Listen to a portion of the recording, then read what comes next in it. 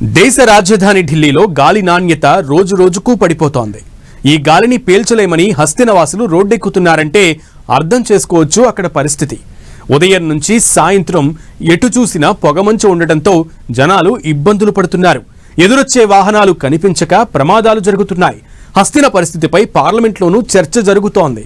అసలు ఢిల్లీ వాతావరణం ఎలా ఉంది? అక్కడికి వెళ్లాలంటేనే ఎందుకు వణుకు పుడుతోంది?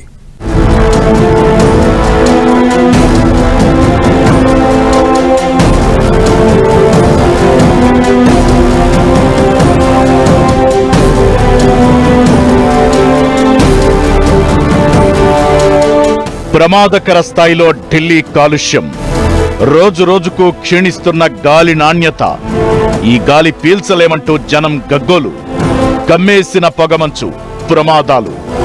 ఢిల్లీ కాలుష్యంపై పార్లమెంట్లో చర్చ. ఈ స్థాయి పొల్యూషన్ కు కారణమేంటి? చర్యలు తీసుకున్నా ఎందుకు ఫలితం లేదు? ఢిల్లీతో పాటు చాలా నగరాల్లో ఇదే పరిస్థితి. గ్యాస్ ఛాంబర్ల నగరాలు ఎందుకు?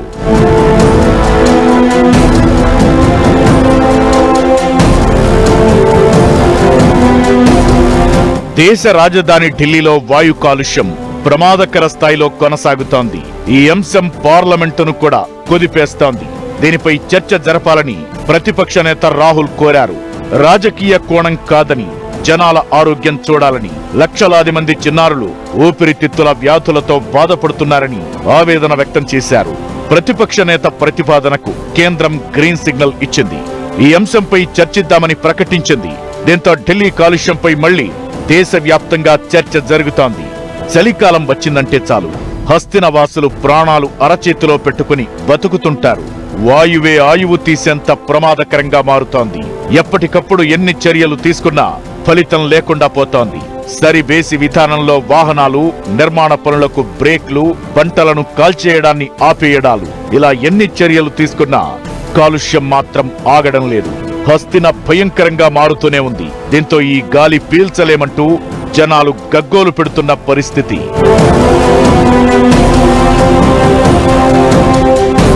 అసలే చలి, పైగా వాయు కాలుష్యం. దీంతో విజిబిలిటీ క్షీణిస్తోంది. దీంతో రోడ్డు ప్రమాదాలు భారీగా పెరుగుతున్నాయి. ఇకటు ఢిల్లీ ఎన్సీఆర్ ప్రాంతంలో వాయు కాలుష్యం ప్రమాదకర స్థాయిలో నమోదైంది. తీవ్ర వాయు కాలుష్యంతో ఢిల్లీ ఎన్సీఆర్ ప్రాంతంలో గ్రాబ్ స్టేజ్ 3 ఆంక్షలు అమలు చేస్తున్నారు. అనవసరమైన నిర్మాణాలు, కూల్చివేత పనులు, రాత్రి క్రషింగ్, మైనింగ్ కార్యకలాపాలపై బ్యాన్ విధించారు. డీజిల్తో నడిచే పాత వాహనాలకు ఢిల్లీలోకి ప్రవేశం లేదు. మరోవైపు విద్యా సంస్థలకు కూడా ప్రభుత్వం కీలక విజ్ఞప్తి చేసింది. హైబ్రిడ్ పద్ధతిని ఫాలో కావాలని సూచించింది. 5వ తరగతి వరకు పిల్లలకు ఆన్లైన్ క్లాసులు నిర్వహించాలని సూచించింది. ఇక ఢిల్లీ ఎన్సీఆర్ లోని ఆఫీసులు 50% సిబ్బందితో మాత్రమే పనిచేయాలని కోరింది. ఢిల్లీ ఎన్సీఆర్ ప్రాంతంలోని 18 మానిటరింగ్ స్టేషన్లలో ఏక్యూఐ లెవెల్స్ 400కు పైగా రికార్డయ్యాయి. వజీర్పూర్లో అత్యధికంగా ఏక్యూఐ లెవెల్స్ 443గా నమోదయ్యాయి. ఆ తరువాత జహంగీర్పురిలో 439, వివేక్ విహార్లో 437, రోహిణి, ఆనంద్ విహార్ ప్రాంతాల్లో 434, అశోక్ విహార్లో 431, సోనియా విహార్ డిటియులో 427, నరేలాలో 425, భవానా ఏరియాలో 424, నెహ్రూ నగర్లో 421, బట్సర్గంజ్ లో 419, ఐటీఓలో 417, పంజాబీ బాగ్లో 416, ముండ్కా ప్రాంతంలో 415, బురారీ క్రాసింగ్ వద్ద 413, చాందనీ చౌక్ ఏరియాలో 412, ఢిల్లీ యూనివర్సిటీ నార్త్ క్యాంపస్ ప్రాంతంలో 401గా ఏక్యూఐ లెవెల్స్ నమోదయ్యాయి. ఎన్సీఆర్ ప్రాంతంలోనూ వాయు కాలుష్యం ప్రమాదకర స్థాయిలోనే ఉంది. ఘజియాబాద్, నోయిడాలో ఏక్యూఐ స్థాయిలు 422గా రికార్డయ్యాయి.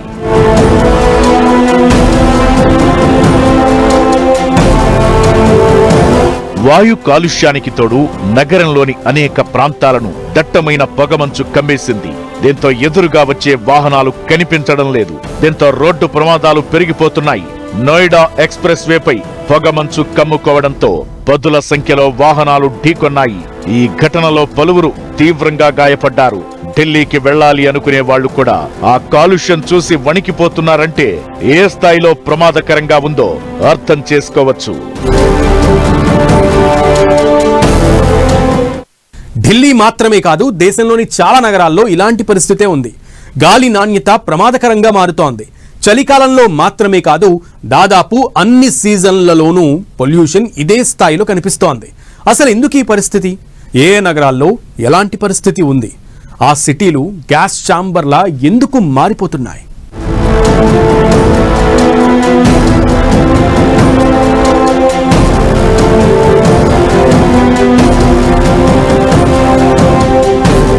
గాలి కాలుష్యం అంటే ఢిల్లీ పేరు ప్రముఖంగా వినిపించినా దేశంలోని మిగతా నగరాల్లోనూ ఇలాంటి పరిస్థితే ఉందని లెక్కలు చెబుతున్నాయి. దేశంలో దాదాపు 70% జనాభా ప్రతిరోజు సురక్షితం కాని గాలిని పీలుస్తున్నారని నిపుణులు చెబుతున్నారు. ఈ ఏడాది నవంబర్లో దేశంలోనే అత్యంత కాలుష్య నగరంగా ఘజియాబాద్ అవతరించింది. ఆ తరువాత నోయిడా, బహదూర్గఢ్, ఢిల్లీ, హాపూర్, గ్రేటర్ నోయిడా, బాగ్పట్, సోనిపట్, మేరట్, రోహతక్లు ఉన్నాయి. నవంబర్లో రాజస్థాన్లోని చాలా నగరాలు అత్యధికంగా కాలుష్య సిటీలుగా ఉన్నాయి.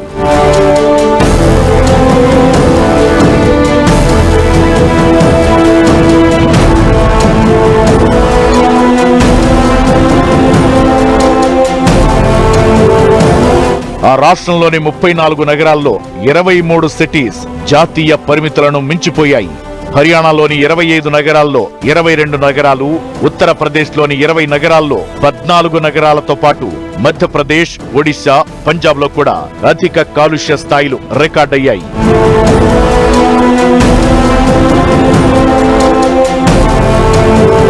వాయు కాలుష్యంతో ఊపిరితిత్తుల క్యాన్సర్ లాంటి రోగాల బారిన పడే ఛాన్స్ ఉంటుంది. దీంతో పొల్యూషన్ కు చెక్ పెట్టకపోతే భవిష్యత్ తరాలు ప్రమాదంలో పడే అవకాశం ఉంటుంది. మన దేశంలో కాలుష్య నియంత్రణ చట్టాలు ఉన్నాయి. రకరకాల కారణాలతో వాటి అమలులో జాప్యం జరుగుతోంది. గాలి కాలుష్యం విషయంలో జనాలు అప్రమత్తంగా ఉండాల్సిన అవసరముంది. AQI ఇండెక్స్ భారీగా ఉన్నప్పుడు బయటి కార్యకలాపాలను పరిమితం చేసుకుని ఇళ్లలోనే ఉండిపోవడం బెటర్.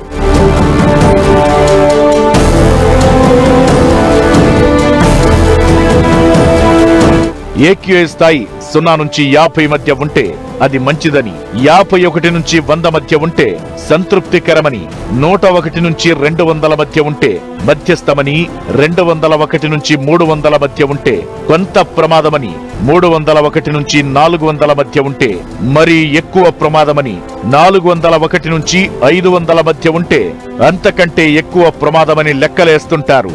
ఢిల్లీలో గాలి నాణ్యత కొన్నిసార్లు 500 కూడా దాటుతోంది.